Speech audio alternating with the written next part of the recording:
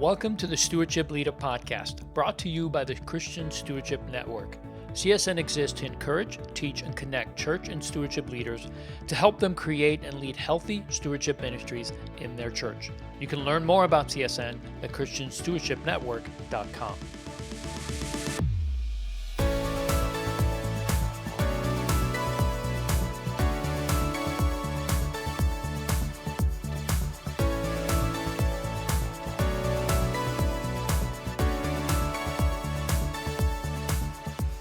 Well, hey, everybody. Welcome to Stewardship Leader.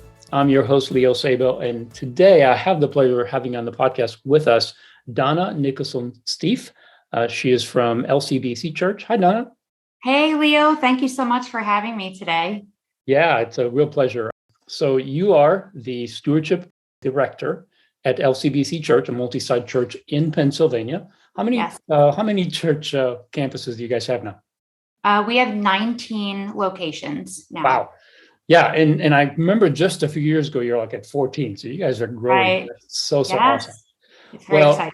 Well, I wanted to thank you for being part of this today. You wrote an article recently, and you sent it to me to read over, which was a real privilege because it brought a topic that I have thought about quite often. And I was inspired years ago by Larry Burkett to kind of embrace this vision of what does it look like as you look forward to the future. If you're a good steward during your life, what does that look like as you get into those retirement years? And he did touch on this that I want to kind of dig into, because you did this research and wrote this article and made several points I want us to talk about. So first of all, let me just start with, why did you research this? Why did you write this topic? What motivated you to pursue it? Yes. So the topic of retirement and stewardship, really wasn't on my mind. I don't have a ton of people asking me about that, but the topic did come up. So one of our teaching pastors at LCBC had stopped by my office and said, he was getting this question and wanted to know my thoughts on it about tithing and giving and retirement. And what do we do when we're not necessarily drawing the income that we had been?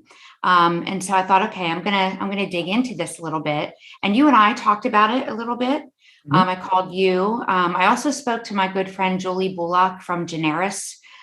She is just she's like a walking encyclopedia of stewardship. So she really had a great conversation, and then I dug into Money, Possessions, and Eternity by Randy Alcorn. Went online, looked, and one of the themes that came up online was the word repurpose-ment.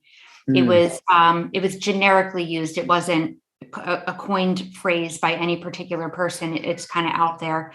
And I thought I really like that word repurpose-ment versus retirement, which we can talk about a little bit later. But ultimately I went to the Bible. Like, what does the Bible say? I don't remember hearing anything about, did Abraham go retire into his tent? And, I just missed that part. So I went to the Bible, and as you would suspect, there really wasn't much at all. There's a very small retirement is very loosely mentioned. Some passages don't even call it retirement. They call it withdrawal. And it was an instruction to the Levites for men over the age of 50. But even then, they weren't retiring. They still had another purpose. And so at the end of the day, there wasn't a ton in the Bible about retirement in particular. But the Bible does say quite a bit about excessive saving and things of that nature. So as I dug into it, I just decided I need to break this into 3 sections, and which I did, which you and I talked about. My mind kind of goes to, I want to know 2 things when there's a question. I want to know, what is just the black and white answer? Like, what's just the hard, fast rule. And I just want to know that just so I can catalog that in my own mind.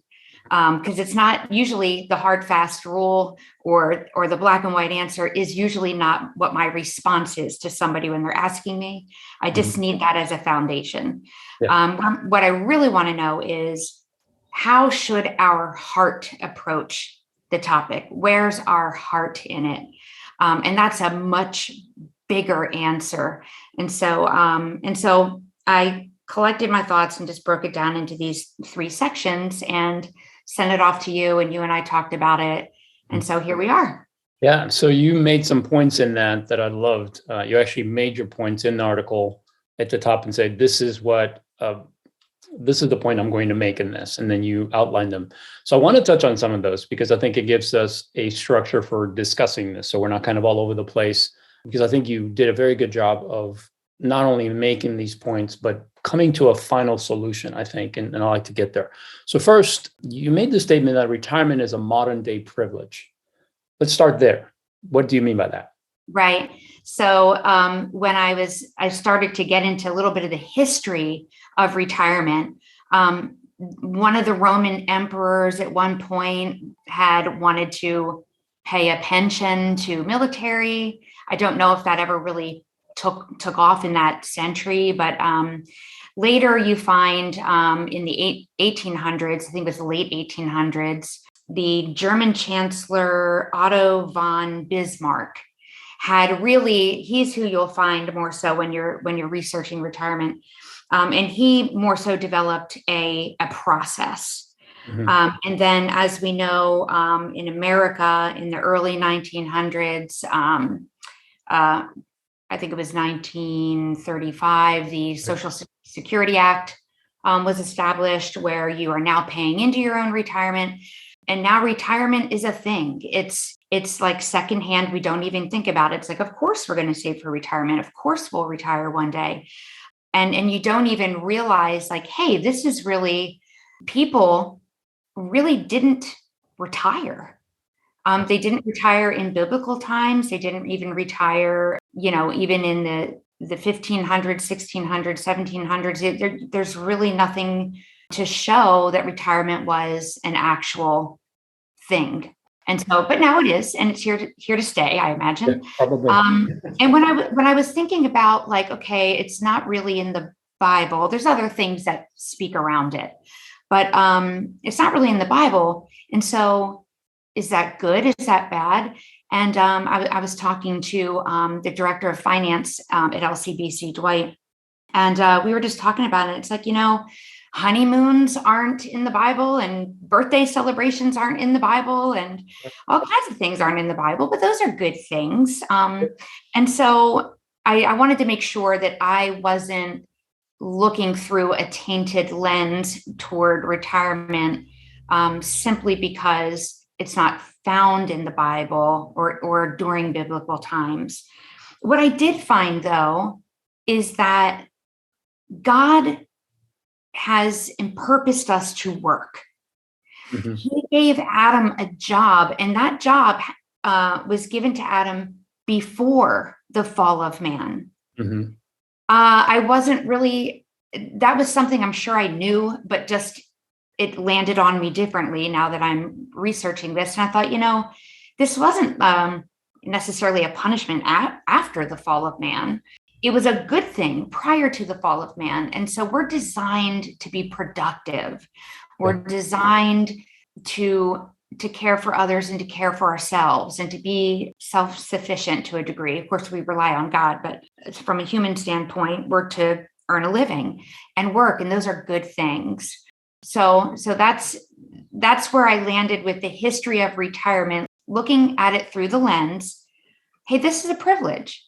It's a modern day privilege, and that can be a good thing. Yeah, that's so good, because again, as I have thought about this topic and even spoken about it in the past, the thing that's always occurred to me is, and I say this quite a bit, whether I do it through the writings that we do here at CSN or through opportunities I have to teach, and the fact that we are so blessed today. We are probably the first generation, really, to have the opportunity. I mean, there's people who can work for like 10 years, invest wisely, and get to a place where literally they never have to work a day in their lives. Right. They can, as long as they cap their lifestyle and can say, oh, that's all I need, and it keeps coming in every month. And that's never happened before. I mean, sure, there's always been wealthy people, but it's always been a very, very few when you look at the overall, population. And today that number is growing. Poverty is almost completely eliminated for the most part. Yeah, there's some areas that of the world that still, but basic needs are there. And when you think about retirement, and I think the reason it's never been a thing is because people had to work to make a living. They couldn't go down to Walmart and pick up groceries and they're stocked for a week or a month or whatever. Whereas today we spend so little time doing the things that they would spend most of their time on, which is just surviving, putting food on the table, taking care of the things around the house, farming the land. It was just exhaustive. That's all they did. And that never ended because there was never the ability to just save up to the point where you didn't have to work anymore. You didn't have the things we have today. You didn't have the stores that you used to go to, the fast food restaurants. That's pretty incredible if you think about it, because I think that's what's allowed us to have this ability to say, if I don't want to work, or if I've invested and have money aside to take care of the rest of my life, I don't have to. And that's the first time that's ever happened. If you think about even 150 years ago, if somebody chose to do that, they would have to find somebody to provide food for them every day, Right. And restaurants, those kind of things were just not popular all over the place, unless you lived in a town where, there was a place where they made food, whatever. But still, it's a privilege. It's an incredible privilege. And because of that, it has somewhat changed the way we think about not just life, but also our purpose and where the financial part comes in. And I think one of the things that you and I talked about as you were processing through this and writing this was the idea of giving. Like, what does giving look like, especially to us believers who believe that giving is part of our life? And so is there a retirement when it comes to giving? So let's touch on that, because you made a point that tithing and giving looks a little bit different in retirement, or does it? And then you also made a statement that tithing and giving isn't synonymous. So tell me about that. Right. So the question that was originally posed to me that kind of launched this entire thing is, what should I do about tithing now that I'm in retirement? And so right there, we have to separate giving versus tithing, because they are absolutely not synonymous, really, in any way, shape, or form. We don't give the tithe. We bring it. It belongs to God. It's his part. It's set apart. And so while God owns everything that we have, he is specific about the tithe. And so that is set apart as belonging to him. And the tithe is directly correlated to your increase, or as we call it today, your income. And so in retirement, you could still have increase. Now, when I was writing this, a real legalistic element was starting to come into play that I didn't like. I don't know if it's wise to get out your calculator and try to figure out every single dime you paid into your retirement and your employer paid into your retirement, and how much of that was already tithed, how much wasn't. You could really get down to the penny, and some people may be bent that way. They love that. They love the spreadsheets. They want to figure it out, and that's fine. That's okay if you're figuring that out for the right reason, like how much to the penny is my tithe. That can be a legitimate question. You really just want to know. That could want to do it. You want to do it. That could also be, how much do I need to give to God for me to check the box that I'm still doing the right thing? And that's not the right lens. That's not the right lens. And so when you think about the tithe during retirement, is there increase? If so, tithe on your increase. But giving is an entirely different bucket. And that's where we say, hey, guess what? God doesn't just own all things. He owns the retirement savings account that you already tithed on. Like, in other words, there's nothing that's hands off. There's no account that's hands off. Oh, I already tithed that. So the rest of this, the 90% of this is all mine. Yeah. No, it was never all yours. Right. It's always all God's. And so when we look at giving, the question is, are you really living open-handedly? Are you really looking at this as, God, I'm grateful to you. You have blessed me with everything I have, whether it's a lot or a little, it came from you. Mhm. I just want to live open-handedly. And if you have called me to give above and beyond whatever I think I should be giving, I want to say yes to you. And so it's really the posture of your heart in retirement. Yeah. That's great. It's so important that people understand that giving is a privilege that God gives to us to shape us into the image of his son, right? I mean, Jesus is the perfect example of generosity. He gave everything while he lived and as he died. And I think sometimes people who don't really understand this, or who, like you said, want to do the math so they can check off the box. And Right. basically, I know this sounds, I don't know that people think about it this way, but I've thought about it recently this way, which is if we do something for God because he tells us to do it, but it's because we want to stand before him and say, see, I've done it. It's to justify ourselves. And in Right. some way, stand under our own righteousness that we did this thing. The Israelites, the whole nation and the whole world up until Jesus was not able to follow the law, but I did, right? So It's foolish to think of it Pharisee that way. thinking. Yeah. And so that's one side of it, is that we kind of want to check off the box. And unfortunately, sometimes that's for the wrong reason. And it's not always very apparent or easily perceive that that's what we're doing. So it takes a challenge. But you said something that I think stirred me to really to bring this up, which is that when it became more of a legal thing, it just doesn't feel right. And I think we all intrinsically know in our hearts when we're doing it that way, or it becomes more of a check off the box, but I'm really focused on me and what I can keep and what I can spend. But yeah, I got to check off this box. And you become less generous or maybe even slightly greedy, and your heart just starts to like feel wrong, and it feels wrong to withhold when God is really speaking to you to give. And I love the phrase you use, to be open-handed toward God, because really God is in his generosity gives us everything. And as we talked about earlier, we are in a season of history where we have more than anybody's ever had. We have luxuries that literally they are luxuries that people in the past never had. And yet for us to not respond in a way of to be generous toward God because of this and not be thankful and content, yeah, that should bother us. As we think about this next season of life, generosity needs to be part of that, because it's what brings a certain level of joy and fulfillment to our lives that we cannot get any other way. And that's what I'm trying to communicate, is that if we are able to still keep this attitude of generosity, God will still give us opportunities to do it. But I do think there is a financial component, because finances are always a tug at our heart, right? And that needs to constantly be challenged. All right. So in the next point that you made was, in fact, you made a statement that I want to read in your article. You said that retiring from our occupation is one thing, but we never retire from our mission, which is to introduce others to Jesus and live a life that is open-handed toward God. So that's very well stated. And that leads to the next thing that I wanted us to talk about. You introduced this idea of the repurpose-ment versus retirement.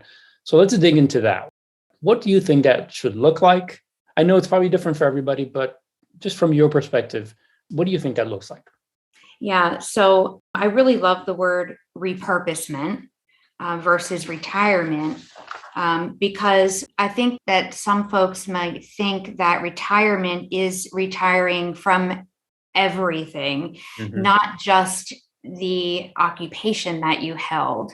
But really, we want to look at retirement as a beginning, not an ending. It's really just the beginning of a brand new phase, what could often be an exciting phase of your life, where you can actually focus more on what your purpose is versus your retirement. Mhm. So if you have breath in your lungs, God has a purpose for you. And the Bible also talks about the older men and women in the church teaching and mentoring the younger. I mean, there's all kinds of things that passions that we may have toward missions and other things like that, and to just be ready for God. God's not retiring. He's not retiring from you. And so we want to look at retirement as an exciting part of our life. And we can still do fun things in retirement. You can still, go enjoy your grandchildren and go on vacation, and none of those things are bad. We just want to also realize that God is still using us. He still wants to use you. We need people that have been through life. They've been through the mistakes and the hardships, and they've gained wisdom. And we all have something to offer at each stage of our life. So finding your purpose in your retirement, or what I like to say is repurpose-ment. That's great. This episode of the Stewardship Leader podcast is sponsored by Financial Planning Ministry. FPM exists to fund ministry by educating families and facilitating generosity and planned giving. We serve over 135 ministry partners and their community of members who are all part of God's kingdom. Organizations include Christian churches, universities, evangelistic associations, funding and lending institutions, missionary organizations, retirement homes, and youth camps. Through the promotion of Christ-centered stewardship and responsible estate planning, millions of dollars have been saved from probate, and over $1.8 billion have been directed to Christian charities through planned giving. To learn more about financial planning ministry, visit us at fpm.org. I have a friend, a good friend of mine. We've been friends for many years. He was actually one of my volunteers when I was on staff as a stewardship pastor.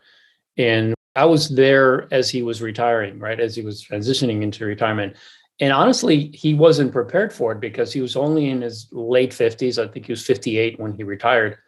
And what's interesting is that we were already meeting on a weekly basis. And so we've been doing it for, well over 10 years now, which is interesting enough. But him and I would get together and he would talk about the season that he's entering in. And what I recognize, here's a guy who was a president of a company for many years. The company was a product-based organization, but that transitioned from, because it was video content, and it went from VHS to CDs, and then eventually DVDs, and then it went online. Well, as soon as it went online, their sales force, everything else, they had to let go of everybody. And over time, over about 2-3 year period, he transitioned the whole organization to an online website. And that's all it is today. And they have one employee, and it's not him. He just stepped out and trained somebody to take over. And he saw this coming. He saw this transition, that he was working himself out of a job, that he would not be needed. But he recognized that that's what needed to happen. It wasn't his company, but he needed to do the right thing for the company. And he did it, and he stepped out. But then he's like, now what? Because he's only 58. Now he worked hard for many, many years. So sometimes you can say, well, yeah, but you were working, 12-hour days for who knows how many years. So if you add it up, you probably put in 40 years already. So maybe it is time to retire, at least from the full-time 12, 14 hours a day, 7 days a week kind of thing, which sometimes in these businesses do happen. What's interesting is to watch him over the last 7 or 8 years. Actually, it's been about 9 years since he's retired. And just to see his desire to continue to contribute in some way. So he tried different things. He was a CPA originally. So he went and started doing some work with the CPA. The guy wanted to sell the business to him. He's like, I don't want a business. I just want to stay busy. And finally, he's found a ministry in Mexico to connect with. And he just came back from that literally the last week. He was there for 2 weeks and he came back this week. So we met on Wednesday, and he was telling me about just the great things that he had a chance to do. And they're not like world-changing things, but they are to that organization and to the person that's leading that organization. And I thought, how cool of God to prepare the way for this guy to have his finances in order, to have the time available and the desire within him, because he's a very committed follower of Christ.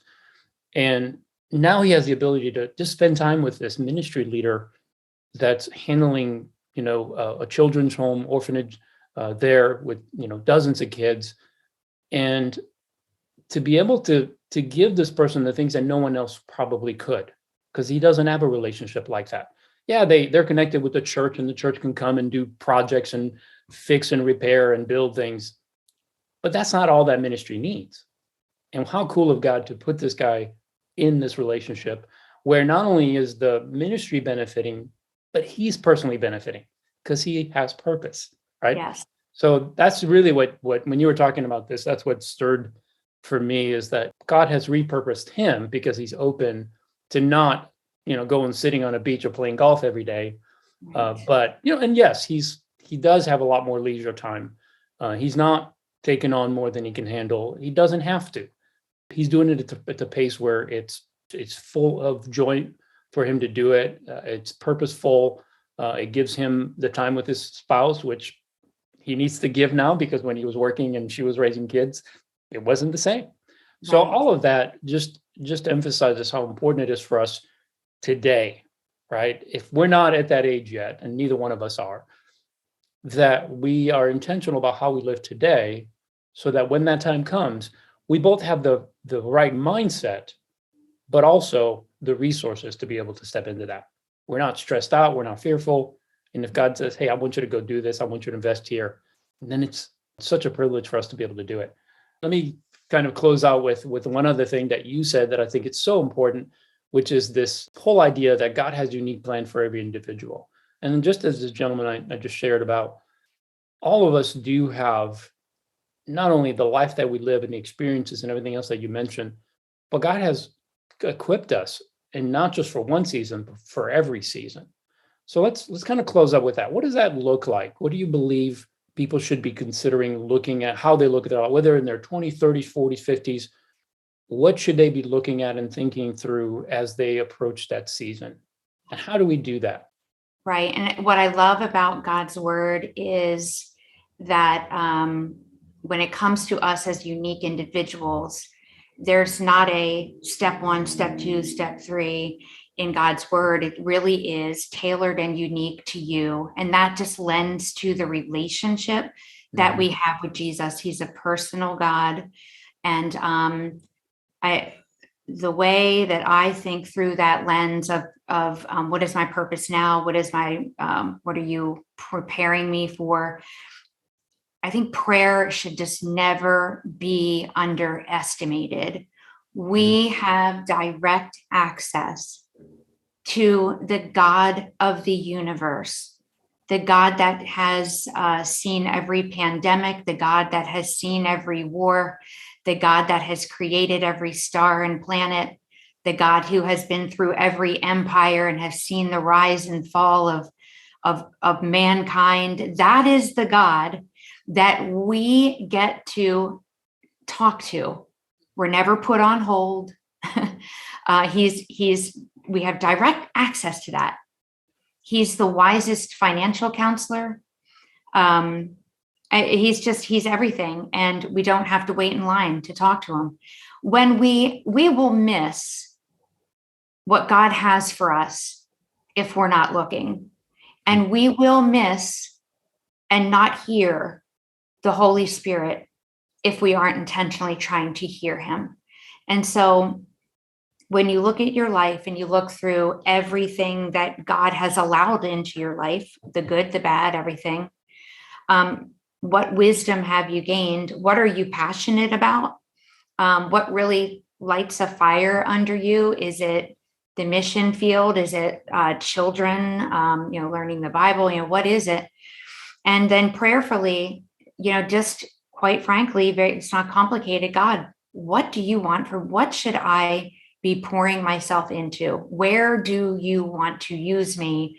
I'm here. I'm open-handed, and my heart is willing. And I believe that God will give you that answer. That's great. I love that. And it also reminds me that sometimes as Christians, we think the way we serve God is through the church, that, we lead a life group, or we serve in a certain ministry. Maybe we're a greeter on the weekends. And those are all wonderful, necessary things. But I also want to challenge our listeners to think beyond that. I think God has the purpose of actually putting people in the marketplace. So If your skill and experience and everything that you gain in life and what you have to give is a very practical benefit to businesses or people that are in the marketplace, then by all means go out there, because there are certain people that will never be ministered to by the church because they've been heard by the church or they were not raised in the church. So to them, it's not something they feel they need. And Jesus didn't just go to the synagogue. Right. He went among the people. He went and hang out with people. And that's how he was able to spread the message. So God is very diverse. We know that, right? He's multifaceted, and the way he creates each one of us so uniquely and equips us so uniquely is so that we are equipped to go to those places. So I want to challenge our listeners that if your church doesn't have the ability for you to serve in the area of your passion or gifting, that's okay. The church cannot provide that for every individual in the church, and they're not supposed to. Not everything needs to be run through the church, but every believer that has Christ in them can go in the marketplace with the blessing of the church. If the church needs to somehow be involved, by all means, share it with the staff, share that vision, because the church might come behind it and say, that's something we want to be involved in.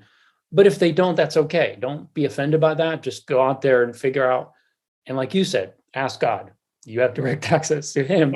Yes. Ask him what he would have you to do, and you'll be surprised at how rich and how generous your life is going to be. And I think in a selfish way, because we're all seeking to be happy and fulfilled, right? It's just a human desire to be happy and fulfilled. And Jesus died that we would have life and have it more abundantly. So it lines up with God's will as well. But I think sometimes we think, especially in our culture today, we think retirement, right? The way we think about retirement, the wrong way we think about retirement is that we think, okay, I'm going to work hard, I'm going to retire, I'm going to get a vacation home in Florida or something like that with a view of the ocean, and then I'm just going to relax. Well, listen, 90 days after you make that decision and you pull the trigger on that, you're going to be bored out of your mind and you're going to feel unfulfilled. It doesn't matter if you have a sunset and a sunrise every time you get up. What matters is, what are you giving? Because if you don't have that, if you don't have a generous life, and that doesn't mean that you give everything away, it means that you're available. Yeah. And that's going to bring you the most joy and fulfillment that you'll ever experience. So true. That's why celebrities are miserable sometimes. They have it all. Yeah. And it's okay if God has allowed you to have abundance. But what are you using it for? I love how you said, get out into your community. Mm-hmm. I serve on a board called Bible to School, and we bring the gospel to public school children. Most people don't even realize that can be done legally. Yeah. I can see myself serving in that capacity far beyond my retirement years. So serve on a board, help a Christian organization get started. And there's so much that you can do out in your community and be, like you said, Jesus was out in his community. He wasn't like hunkered down in the temple all day long. He was out there. And that I truly believe that is what God wants us to do. He does not want us, just using our skill set within the church, but we are the church. We, the people, are the church. Right.